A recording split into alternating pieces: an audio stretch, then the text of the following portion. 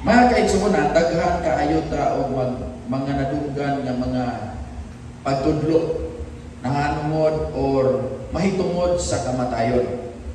Ba, kung sige mong tanaw Kim GS, mailhan yun na ninyo si Ed Calwag. Alam mo Ed Calwag? O di mo follower sa Kim GS kung wala mong kailan Ed Calwag. Si Ed Calwag, maog yun ang permanenteng paborito ni Jessica Soho nga mo iyang i-guess para mo dala sa iyang mga gadget dito, mga istorya. Pero before ana mga kaigsuonan, na ay kabalo mo anong naanin exist ang pyramid dito sa Egypt.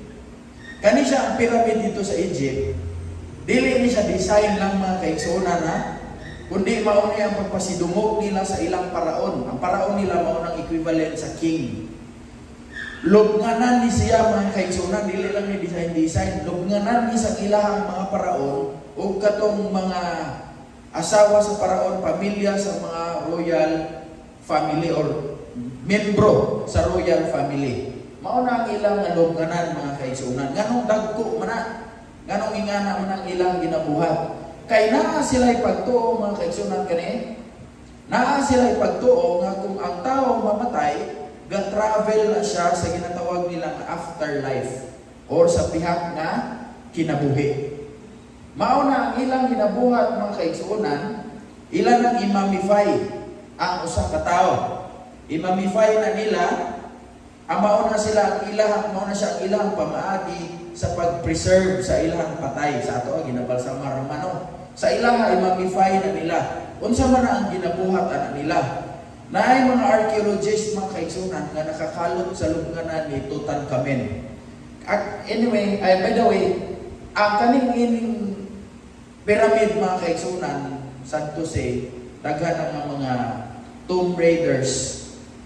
Kita na mo ang salida, tomb raiders, ilan at tuon ng pyramid, kawato na ang mga gold, mga antiques, kung unsa na mga precious stones nga ilang makita, kawato na. Mano'y nakabatian kay halos tanan, nabungkag na, nahurot nagpangawat sa mga tomb raiders. Ang nahitabo, kanisa si Tutankhamen, or si King Tut na atong tawag, kanisa si King Tut, ang iyang lubnganan, ang iyang pyramid, nagubaman.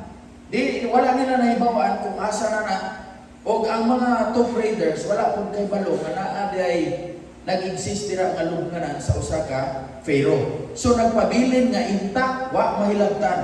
Pagkakalot sa mga archaeologists dito nila nakita nga kung ginaunsa nila mag-mummify sa tawo. Ang tawo di ay ablihan adire, pag-abli kuhaon ang mga tinae, tanan-tanan nga mga kasudlan o ilahan ng ibutang nga mga sa butangan og preservatives. Unya naa na sila mga banga nga ibutang dira, ang tinae diri sa usa ka banga, ang atay diri, ang utok, ang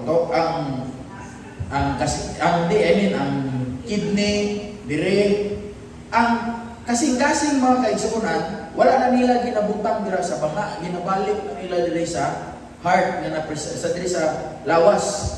Ginapreserve kay gatuo sila nga ang kalag kuno sa usa ka tawo naa sa iyang kasing-kasing. So mao na nga ang heart ilang gyud ang iuli. Balik. Mao na ang ilang kung magtanaw mo dokumentary, mao na ang ilang nakita dito sa King Tut. Unya mga kaigsuonan, dili lang na mao. Nakita nila mga kaigsuonan nga si King Tut di ay ang iyang mga paborito mga pagkaon naa po dito. Naay naluto na daan ug naa pay lutuonon apil ang lamas. Unsay mga rekado dito masagol ang pagkaon, ipadala na nila dito. Kay gatuo sila nga mao na ang baon sa ilahang pinatay padulong dito sa ginatawag nila nga afterlife. Dili lang na mao mga kaigsuonan. Kani pagura man yun na mga I think this year or last year lang nahuman ang ilahang pinakadako nga museum dito sa Egypt. Gibalhin nila ang mga kaptangan nga ilang nakuha sa lubnganan ni Tutankhamen. Kompleto na mga kaigsuonan, dito nila nakita ang paborito nga higdaanan ni Tutankhamen na plated gold. Gidala ko na dito kani. Ang kalisa wala lang nagkadimao, gipadala ko dito. tanan ng mga gamit nitutan kami naa dito mga kaigsunan. Ug naa pud na sila i-practice sahay man ang paraon, mga kings, di daghan man sila kasawa, daghan og mga slaves, mga maid. Kita mo na naghilak-hilak mga kaigsunan, no? Ang tinuod, naghilak na sa dili to namatay ang bana. Kaya ang naiuban ng mga pharaoh di ay mga muingon nga kamatyon namang gyud ko, unya akong asawa 5 ka buok. Sa 5 ka buok, ang ikaduha na akong asawa gid akong pinangga. Ganahan ko mamatay ko, kuyog na siya. Oh. Ang maid pod, mupili po na sa maid nga ikuyog niya. Mao na mga kaigsunan kay ngano man, para nila kanang mga tao o mga paborito nilang mga butang ilang ibaw padulong dito sa pikas nga kinabuhi o kanya kanang mga maid nga ilang ipili, mao na yung serbisyo sa ilaha dito sa afterlife. So ingana ang ilahang pagtuo sa Egypt mga kaigsunan. Pero kung imong tanawon dito in town, mao na hinuon na ang ilugan sa mga kawatan dito sa Egypt kay wa man gyud sila ni adtong afterlife in town mga kaigsunan. No? Pero atong tanawon kung sa gyud gisulti sa Biblia kay sa ato araba mga kaigsunan sa ato na ay mapusil kana gyud ang mapusilan dira sa dan. Ayaw kagi dira kay wa pabaya na kadawat og hustisya. Basin at ngan gyud dira ron, patay gyud ka. Ingana man sa ato naa pa gyud usahay inaot unta ang kalag ni mapahamtang na gyud og tarong kay nadawat na gyud niya ang hustisya. Oh, mao na kay sa ato baya mga kaigsunan naa gyud na nga mga istorya ng kalag sa tao mulakaw-lakaw yun na kumamatay, di ba? Naa sa ato minyo wala pa namatay ang bana, kung mag-away maglupad ang kaldero, ang plato, unsa pa diri pwede ilupad ang baso. Pagkamatay, paghuyop sa bugnaw nga hangin, moana din sa ang asawa, love, ikaw na kabugnaw, di ba? Pero buhay pa, perting labayanay. Unya, pagkamatay, nindot na nun, bugnaw ng hangin. Mga kaigsunan, mauna ang atong katunan karon. Unsa man yun, ang gisulti sa Biblia, mahitungod sa kamatayon. No? Mauna ang atong katunan karon. Una nga pangutana mga kaigsunan, nakabalo ba ang patay, kapatay na siya? Naabay na hibawan ang patay. Ingon, uy, nadunggab man di ay ko. Yan na ba? No? Unsay gisulti sa Biblia? Ecclesiastes 9:5. Ingon niya, ang mga buhi nasayod nga mga matay sila. Tinuod dili. Nasayod gyud ta nga mga matay ta. Pero ingon siya, apan ang mga patay wala nay mahibaluan. Bisan unsa, wala na sila'y mapaabot nga ganti, kalimta na sila sa higpit. Unsa pa yun? Natapos uban kanila ang unsa, ang kanan nilang gugma, kabantay mo anak magpakasal, for better or for worse, in sickness and in health, till death do us part. Ang gugma mga kaigsunan, bisag unsa ninyo kaidlab sa usag-usa, ang gugma mawala na inikamatay sa tao. Kanang patay nga tao mawala gyud ang iyang gugma mga kaigsunan. Ang kasilag, unsa man ang kasilag kanang kasuko, dumot, no? Mao na gani mga kaigsunan. Wala pa gyud ko ninganin lang gyud akong edad kundi na ko isultiha. Naginganin lang gyud akong edad mga kaigsunan. Wa pa gyud ko'y nakita nga usil gidunggab, gikulata hangtod namatay, o pagiging kadungog nga ni Baos. Ang ilang kalag. Ang kalag ni Juan nga gikulata hangtod namatay, ni Baos sa nikulata, patay pod ang kulata. Kadungog ng mga nakabalita? Wala no. Kaya ang ilang dumot mga kaigsunan, nawala na kauban nila. Unsa pa gyud? O kaibog. Mawala na, dili na sila makaapil sa kalihukan ni ining kalibutana. Mga kaigsunan, nasayod magyuntang ang mga matay ta, pero wala ta nasayod kung kanus at ang mamatay. Ha? nasayod ta nga mga matay ta, pero walay usa diri nato nga nasayod kanus a mga matay. Pero mga kaigsunan na magyud ni kaning internet ni nga niyo. Tan-aw ko ba? Gi-search niya ako kaning dead clock, pero dili ni tinuod ha. Dili ni tinuod. Onya, gibutang ako dire ang mga iyang ginapangayo nga mga information. Gibutang ako dira, submit nimo, niingon siya mga kaigsunan nga mamatay ko ko, you will mabuhi ko ko sa edad na 80 katuig, 5 months and 27 days old. Unya ingon siya, mamatay ko November 2072, Wednesday. Invited mo. Ni kamatay na mo nako, inigabot ining adlaw adto lang mo. Pero mga kaigsunan dili ni tinuod. Kay walay bisag usa nato dire nga nakahibalo kung kanus ata mga matay. Nakahibalo ta, nasayod ta nga mga matay ta, pero walay usa diri sa ato ang nakahibalo kung kanus ata mawala ni ining kalibutan. Na ako gani pagtuo ni kaning ingani, but kita na mo aning salidahan nga kani ang ilahang kalag ani usa ra ka buok. Usa ra ka buok ilang kalag ani kung nakita mo ning salidahan. Inigikan dito sa luyo, niabot dire. Mao kuno ni siya ang katapusan nga nigunit sa ilahang kalag. Kung dapat ni siya mamatay, kawa pa niya na fulfill ang iyahang mission. Kay mamatay kuno siya, ang iyahang kalag, di na yun mabuhi, di na yun mabalhin. O, mao ni naningkamot kuno siya nga di siya mamatay, nga di pa niya ma-fulfill ang iyahang mission. O na sa India, naapo na sila ipagtuo nga mo-drive na sila sa sakyanan, pas kayo, naay maagyan nga namatay nga tao, ilalang ng likuan, unya lahos sa ilang padulngan. Pero kung naagami na muagi nga baka, isag wa pa na kalabang, buwaton yun na nila nga mula pang munong yun na, buwaton na nila nga kalabang ang baka, kay gatuo sila nga ang kalag sa ilang mahal sa kinabuhi, naadirak sa baka. Naapa na sila pagtuo nga basin kato ganing pag-ulang namatay, manaan na yan kalag sa baka. Mao na kung makalaag mo India, halos tanang pagkaon street food nila vegetarian na. Kaya di na sila mukhaon kay og mga karne, especially baka, kay gatuo na sila ang kalag na anira ni balhin. O mao na ang ilahang pagtuo mga kaigsunan.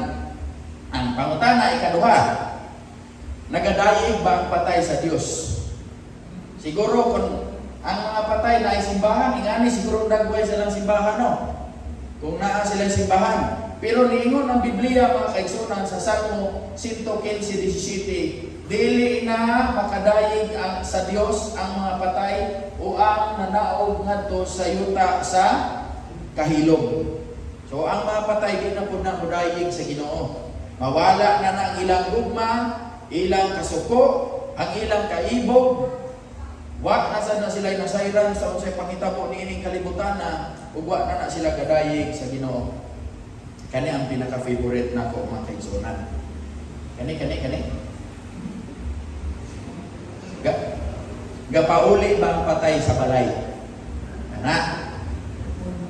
Si kinsay gatuo dire nga ang mga patay uli pagud sa balay gyud. Siguro na nabilin nga relo dito sa nina gibalikan or ma-say goodbye sa iyang pamilya. Ingon sa Biblia mga kaigsunan, tanaw na to kung ang patay ba muuli pag yun na sa balay, kanang mga bugnaw ng mga hangin, kanang mga huyok.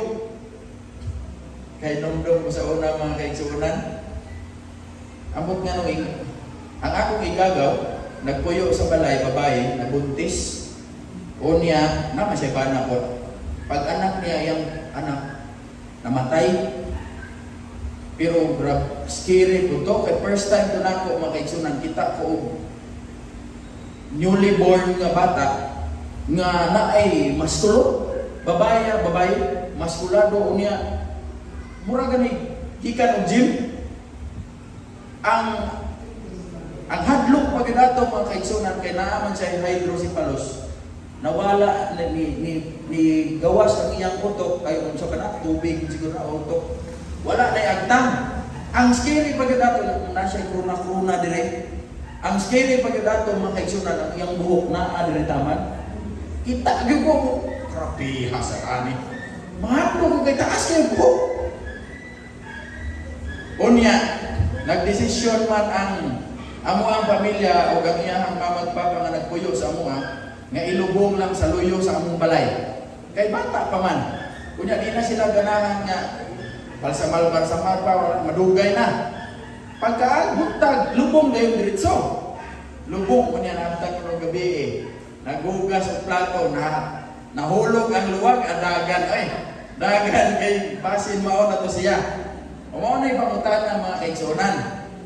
Kung gauli ba ang patay sa balay? Noon, naamang ito sa balay gilubong. Naa na gito, pero ingon sa Biblia mga kaigsunan, Hob, City, Noibi, hangtod Jis. Ingon siya, maingon nga ang dago mahanaw, ang nangamatay dili na mubalik pa. Ingon siya, dili na siya mupauli sa iya balay. O malinta na siya sa mga nakaila kaniya. Mga kaigsunan, ang patay di na gyud na mubalik sa balay. Klaro? Mao na siya mga kaigsunan. Unya, naa na ba'y patay nga niadtog langit? Naa na ba'y patay nga niadtog niadtog impyerno? Naa na ba'y patay nga niadtog purgatorio? Mao na ipangutana mga kaigsunan. Di ba nakakuna na to gabi pila ganito ka klase ng pagkabanhaw gani? Ha? Very good. Hindi mo tanaw sa kong kamot. Duha mga kaigsunan ka klase sa pagkabanhaw. Pagkabanhaw sa dituo ni Kristo para tagaan og kinabuhing walay katapusan. O pagkabanhaw sa mga dautan aron silutan. Unya, kanus ganito mahitabo ini magian man nato dire. Pero mga kaigsunan, mao gyud na ang atong nadak-an nga ang mga dituo ni Kristo mga buutan adtong langit. Tan-awon nato naay usa ka tawo sa Biblia nga pinangga sa Ginoo. Nga duol gyud sa kasing-kasing sa Ginoo. Mao na siya si King David. Si King David gipili na siya nga ikaduhang hari sa Israel. Ang una man ato si King Saul, ang ikaduha si King David.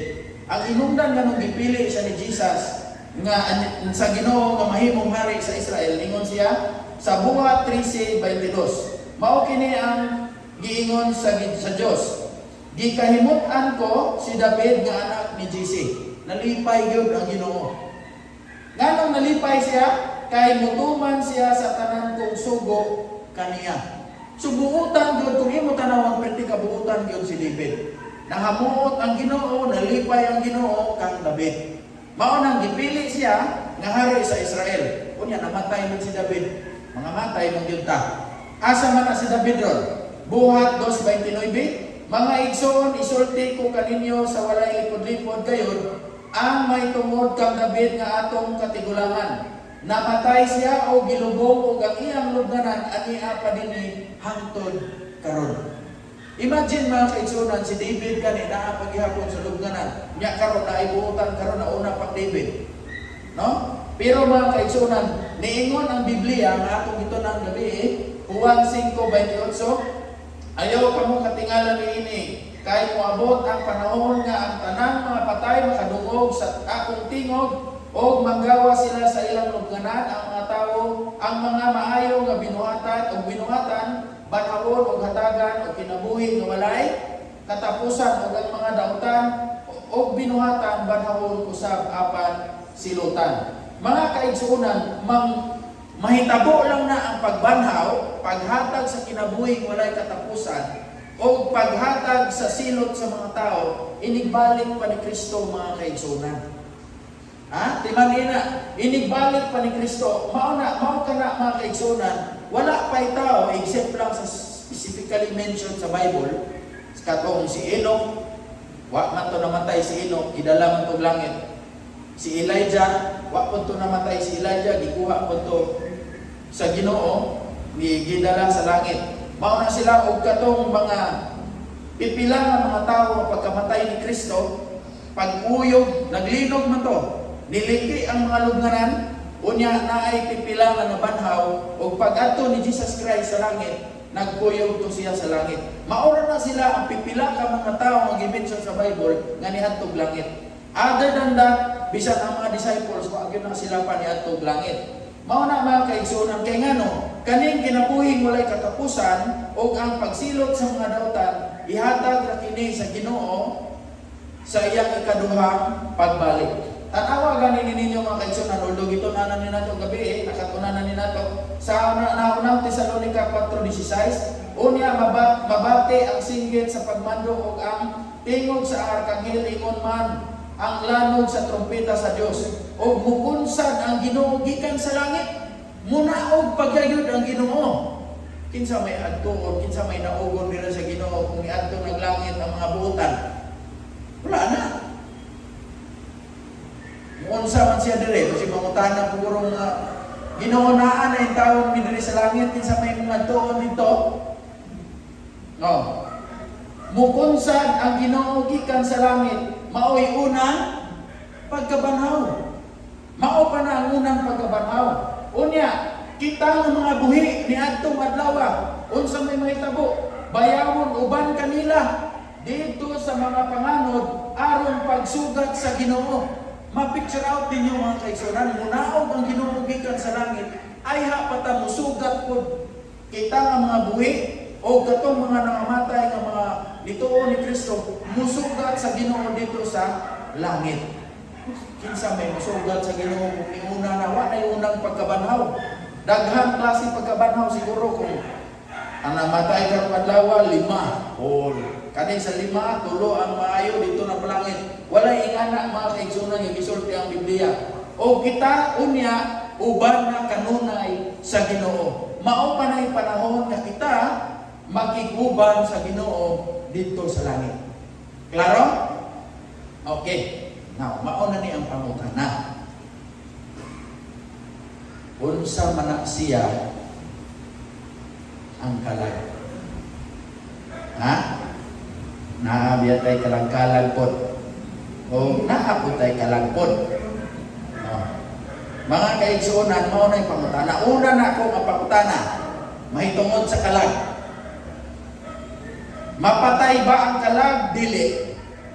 Kinsa ingon nga dili. Ayaw mo walay sayop og saktong answer dire. Kinsa mo ingon nga ang kalag dili mamatay. Kinsa ingon nga ang kalag mapatay. Tanawon na to unsay gisulti sa Biblia. Ingon si Ezekiel 18:20, ang kalag nga makasala kini mamatay. Patay gyud. Sa atong panahon karon, kinsa ra man ang dili mamatay? Ang dili mamatay kay tagaan man ta sa kinabuhi sa Ginoo walay katapusan nga dili na mamatay. Inig sikan kaming paman. Karon panahon na kinsa pa man ang dili mamatay. Ingon sa naunang Timoteo 6:15, ipadayag siya sa Dios sa tukmang panahon. Siya ang Dios nga dalaygon o bugtong magbubuhat, ang hari sa mga hari ug ang Ginoo sa mga Ginoo. Siya lamang ang walay kamatayon o nagpuyo sa kahayag nga dili maduol. Ang Ginoo ra gyud ang dili mamatay. Ang kalag nga makasala unsa kani kuno? Mamatay. So mga kaigsuonan, walay kalag nga dili mamatay. Klaro? Kinsa ra dili mamatay? Ang Ginoo. Sa pagkakaron, wa pa man nagitagaan sa Ginoo kinabuhi walay katapusan. No? Pero ang pangutana, unsa man o kinsa man ni ang kalag? Mao nay pangutana karon. Ha? Ingon sa kadungog na mo sa story ni Noah. Ha? Sa story ni Noah, pila to kabuok ang naluwas ato? Ha? 8. Basahon na to. Naunang Pedro 3:20. Nga kaniadto wala magtuman sa diha ang pailog sa Dios nagpaabot kanila ni adtong mga adlaw ni Noe sa pagbuhat sa arka. Jutay lamang 8 ka kalag ang naluwas ni adto pinaagi sa tubig. Pila ka kalag? 8. Mao ni sila ang mga kalag mga kaigsuonan no? 1, 2, 3, 4, 5, 6, 7, 8. 8 ka kalag ang naluwas. Sa di naguro kung padayon, kabalo na kung saan ang kalag, no? O, mo na, manguhit ka na, dugay-dugay. O, ganahan mo og kalag na magugma-gugma, naapod sa Bible. Mga awit 3:4. Dili padugay nga ako nahalabay kanila sa diha nga hingkaplagan ko kadtong gihigugma sa akong kalag. Gagugma-gugma po na ang kalag.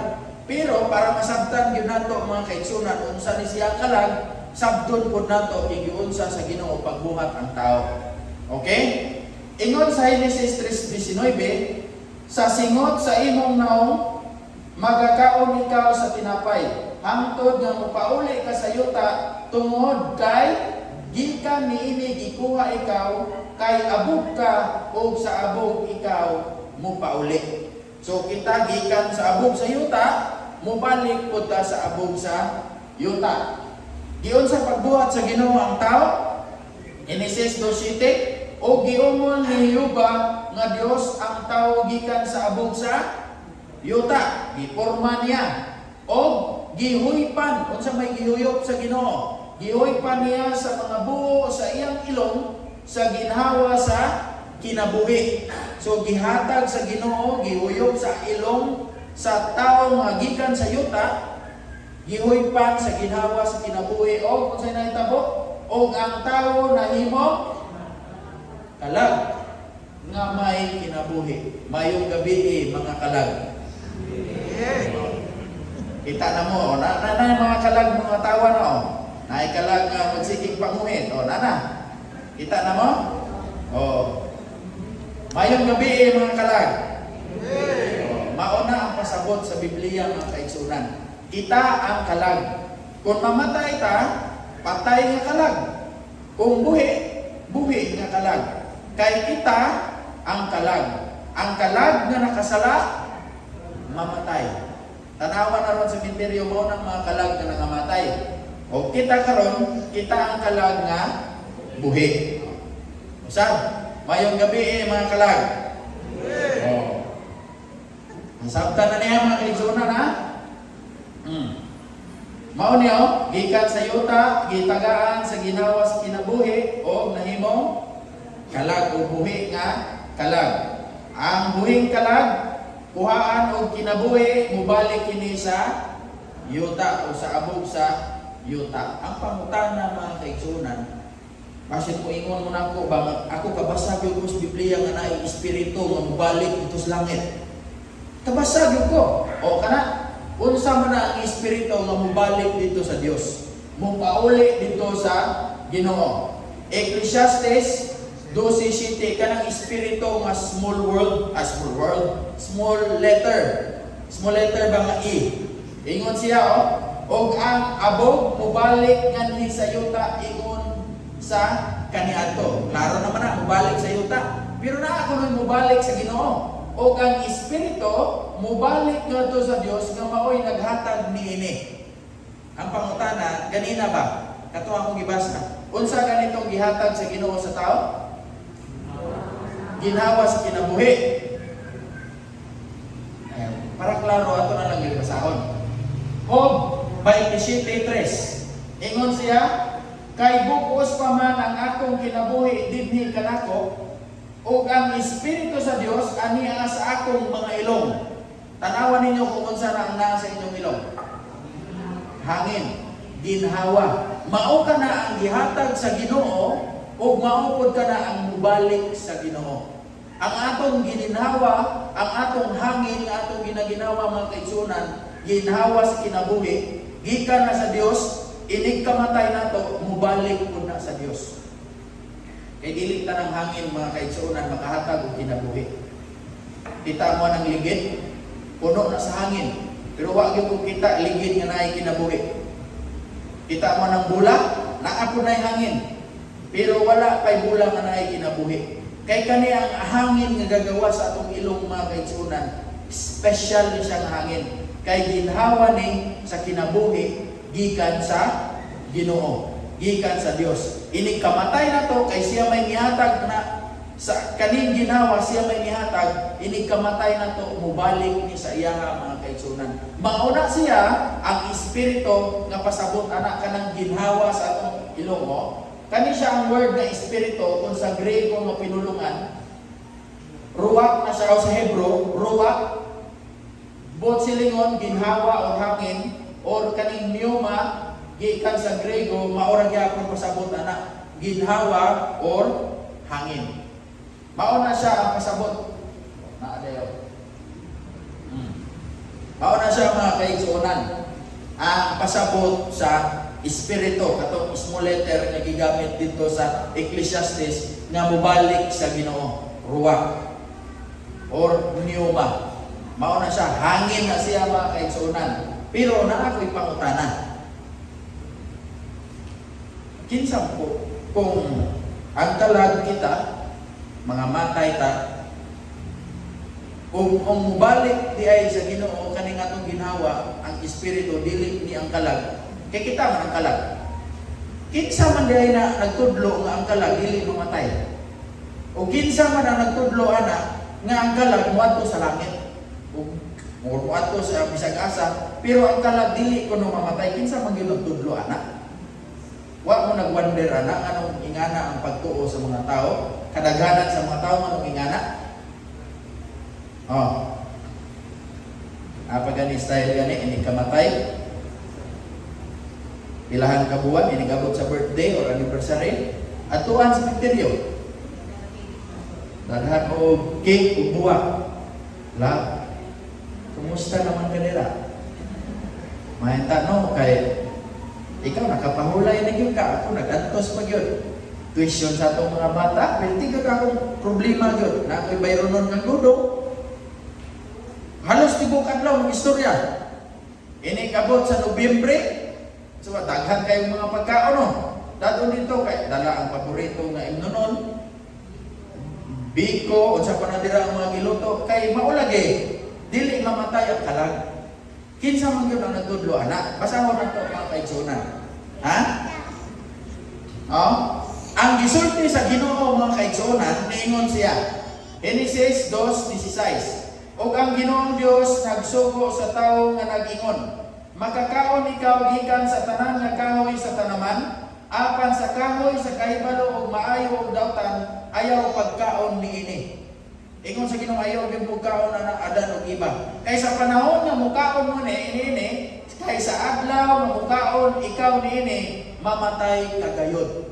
Sigurado gyud ingon sa Ginoo, kung mukaon mo sa kahoy sa kahibalo sa maayo ug dawtan, sigurado gyud, sure ball gyud, mamatay gyud mo. Mao na klaro gyud ang Ginoo. Pero naa may nisulti pod.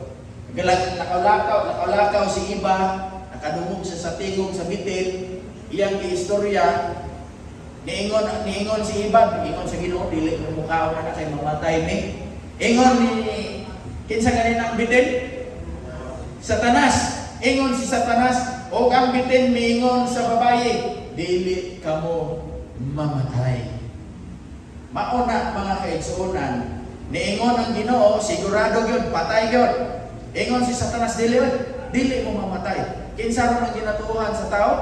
Naglibog ang tao, kinsay tuohan. Kadaghanan nito sa dili mamatay.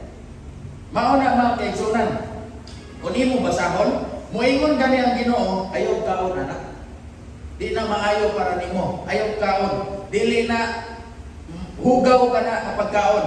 Or kung kaon ka na, mamatay ka. Ingon sa ni Satanas, dili, tanan makaon. May problema ka na. Ingon sa Ginoo, niingon ang Ginoo kay Adan o kay iba, na mukaon mo na, patay gyud mo. Patay gyud. Ingon ni Satanas, dili oy, kaon mo na, di gyud mo matay. Tanawa ra gyud na mga kaigsunan. Kung unsa isulti sa Ginoo, supakon gyud ni Satanas. Mao na ato nasabtan mga kaigsunan kanang tudlo nga ang kalag dili mamatay, si Satanas mo yung nagtudlo anak. No? Mao na mga kaigsunan.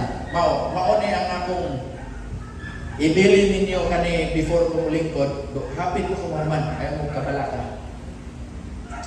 Kanang magsigitag Balo mo mga kaigsunan, kanang mga spirit of the glass. Kung mangutana mo na ako kung tinuod na o dili, tinuod na. Kanang barang-barang, iingon mo ito na ako kan. Kung ako'y pangutanon ninyo kung tinuod na dili, tinuod na. Tanawan ninyo mga kaigsunan. Deuteronomio 18:10. Ingon sa Ginoo, kinahanglan nga walay usa kaninyo, dapat wala gyoy usa, bisag usa nato dire. Walay mubuhat niini, ingon siya, nga magsunog sa iyang mga anak, ingon nga ihalad. Praise the Lord, wa may musunog diri bata ihalad no. Wala. Wala. Unsa pa? Ayaw usab kamo panagna, pamarang, paghatag o kahulugan sa mga tilimad-on, panglumay. Isa taga-secure dire. Wala. Unsa pa? Pagdiwata, pagpakigigala sa daotang espiritu, kanang spirit of the glass. Ingon sa Ginoo walay untay mubuhat ana ninyo. Unsa pa ingon niya? Og makikistorya sa espiritu sa mga patay. Kanang makikistorya mo dul kanang ining anniversary taparan nimo ang patay, na istorya-istoryahon ninyo. Ingon sa Ginoo ayaw mubuhat ana. Ayaw walay untay makita ninyo. Kay ngano? Ingon siya, kay sa bisan kinsa magbuhat ni ining mga butanga, dulongtanan ngadto sa Ginoo. Dili lang kana ang gisulti sa Ginoo mga kaigsunan. Og tungod ni ining mga dulongtanan nga mga buhat, gisalikway sila sa Ginoo. Sa pasabot sa gisalikway, gibiyaan. Muadto ka ganig mamamarang, of course, muipekto gyud na kay biyaan mo sa Ginoo. Muadto ka mag spirit of the glass kadira. Of course, mo epekto na. Kaya nga naman, biyaan mo sa Ginoo. Muadto mo ka ng mga lumay-lumay, ay mo epekto na.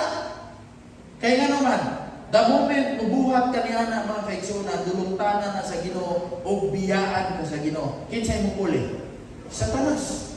Istorya mo sa patay, maka-istorya yun mo. Actually, mga kaigsunan, na ay record sa Bible nga naka-istorya din sa patay. Si King Saul. Gi-istorya din ni King Saul ang patay. Naka-istorya din siya. Recorded na sa Bible. Pero mga kaigsunan, ingon sa Ginoo, kung mo istorya ka sa patay, biyangan ka sa Ginoo. Kinsay mo puli?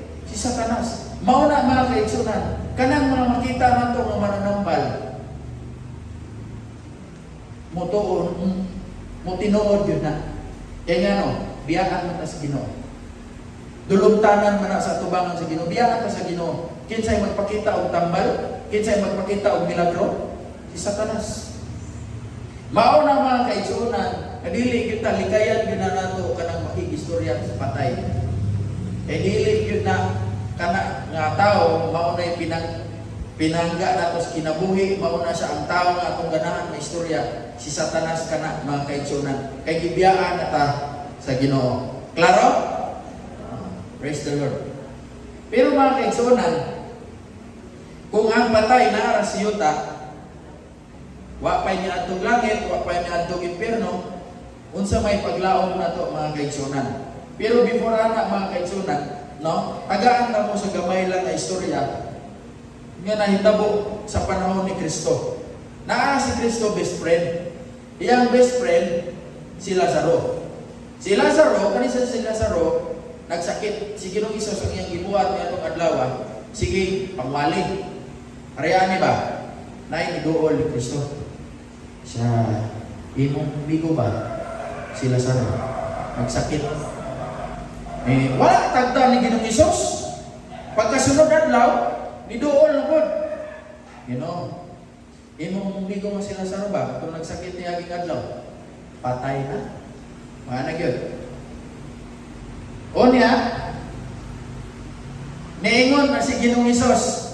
Iyan ang kitagad. Ingon siya, versikulo 11 sa Juan 11, gisulti niya kining mga butanga, o kunya, miungon siya kanila. Ang atong higala, si Lazaro natulog.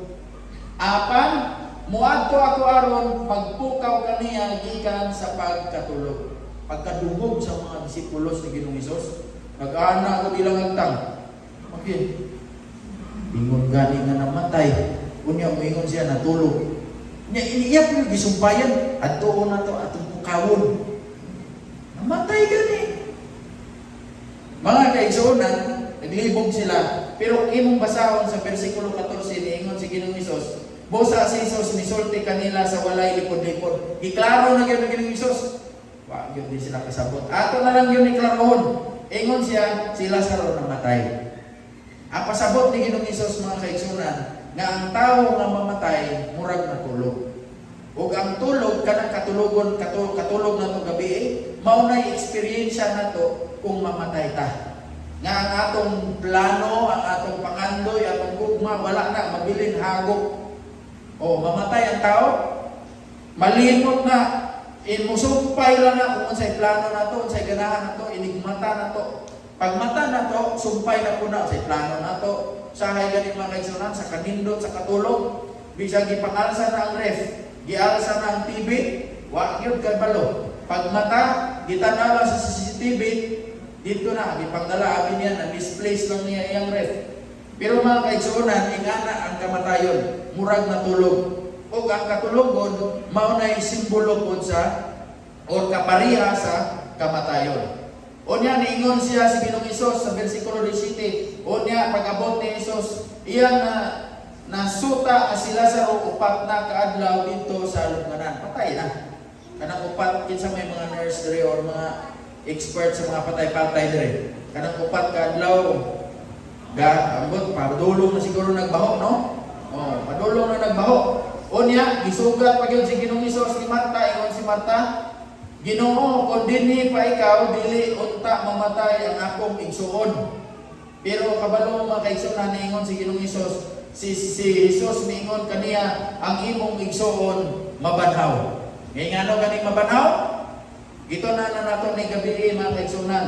Ingon sa bersikulo 11, si Hesus niingon kaniya, ako mao ang pagkabanhaw ug kinabuhi. Ang nagtuo kanako bisan siya mamatay mabuhi. Kay nganong mabanhaw? Kay si Ginoong Hesus mao itag-iyas kinabuhi o si Ginoong Hesus mao itag-iyas pagkabanhaw. Mao na hinungdan mga kaigsuonan nga kung kinsa bisag kinsa mituo ni Kristo bisag mamatay mabuhi mga kaigsuonan mabanhaw. Kay ngano? Mao na ang atong paglaom, mao na ang atong hope mga kaigsuonan diha kang Kristo. Tinuod na ay mga minahal nato sa kinabuhi, kita dire-dili nato sigurado kano sa atong mga matay, kano sa atong mga wala ni ining kalibutan. Pero niingon si Ginoong Hesus, kung mamatay mo nga nagtuo kanako, bisan pa mawala mo ni ining kalibutan, mabanhaw mo. Kay ngano? Si Ginoong Hesus mao'y pagkabanhaw ug siya pud ang kinabuhi. Amen. Mao na mga kaigsuonan, pagkahuman nga gisulti ito ni Ginoong Hesus, o sa nakasulti na siya niini, siya misinggit sa kusog at tingog nga nag-ingon, Lazaro, gula ka ngari, gula ngari. Mao na nahitabo mga kaigsuonan, si Lazaro nabanhaw dito sa iyahang lubnganan. Pila kaninyo diri mga kaigsuonan ang ganahan muhatag sa kinabuhi nila kay Kristo aron makaangkon sa kinabuhi nga walay katapusan bisag pamatay ta mga kaigsuonan ang atong paglaom na ni Kristo mabanhaw ta ug ang atong mga pinangga sa kinabuhi mabanhaw po dito sa mabanhaw pagka sa pagbalik ni Kristo. Ginaagda ko sa pagtindog mga kaigsuonan,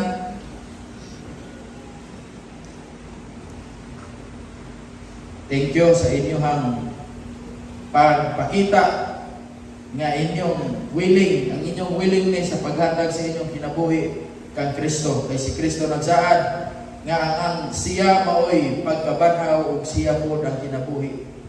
Siya maoy bahala sa atong ugma damlag mga kaigsuonan. Bisan mawala ta niining kalibutan, si Kristo maoy atong paglaom. Mga muyo ta, amay na mo nga